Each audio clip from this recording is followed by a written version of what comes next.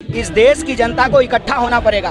उनको ये समझना पड़ेगा कि यह लड़ाई बिल्कुल आर पार की तरह। आप क्यों चाहते हैं कि रेलवे ना रहे? आप क्यों चाहते हैं कि बीएसएनएल ना रहे? नौजवान अपने मुद्दे पे वोट करेंगे कि भाई सालों तैयारी करते हैं, एग्जाम देने जाते हैं, प्रश्न पत्र लीक हो जाता है और परीक्षा में आज इतनी धांधली हो रही है। कोई आईटीआई करके बैठा हुआ है, कोई इंजीनियरिंग करके बैठा हुआ है। मतलब कि राष्ट्रीय संपत्तियां जो हैं, जो सरकारी संस्थान है, उसको बेच दिया जाए। जो ही उसको बेच देंगे तो जो निजी संस्थान है उसकी मोनोपोली स्थापित हो जाएगी। फिर जनता मजबूर है, आप हम तमाम लोग वही चीज़ इस्तेमाल करने के लिए मजबूर हैं। जबकि इस देश की एक बहुत बड़ी आबादी है जो सरकारी चीज़ों पर निर्भर करती है, जैसे सरकारी रेलवे, सरकारी बीएसएनएल, सरकारी अस्पताल, एम्स।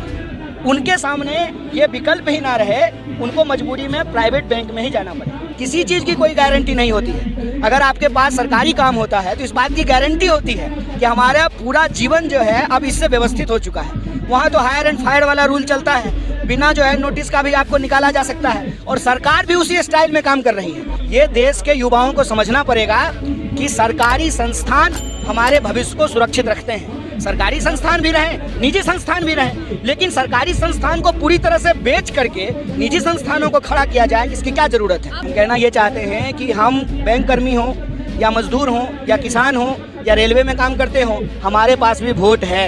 यह सरकार सिर्फ और सिर्फ चुनाव से डरती है। इस देश की जनता को इकट्ठा होना पड़ेगा।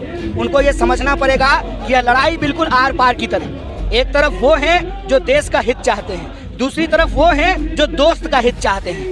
दोस्त का हित चाहने वालों को, देश का हित चाहने वालों को हराना पड़ेगा। सवाल ये है कि आप क्यों चाहते हैं कि एम्स ना रहे? आप क्यों चाहते हैं कि रेलवे ना रहे? आप क्यों चाहते हैं कि बीएसएनएल ना रहे?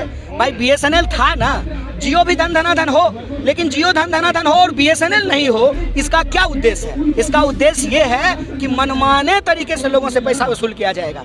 नौजवान अपने मुद्दे पे वोट करेंगे कि भाई सालों तैयारी करते हैं, एग्जाम देने जाते हैं, प्रश्न पत्र लीक हो जाता है और परीक्षा में आज इतनी धांधली हो रही है। कोई आईटीआई करके बैठा हुआ है, कोई इंजीनियरिंग करके बैठा हुआ है, कोई यूपीएससी की तैयारी कर रहा है, नौकरी ही नहीं मिल रही है और नौकरी मिल रही है तो जीवन में बाकी कुछ नहीं हो रहा है।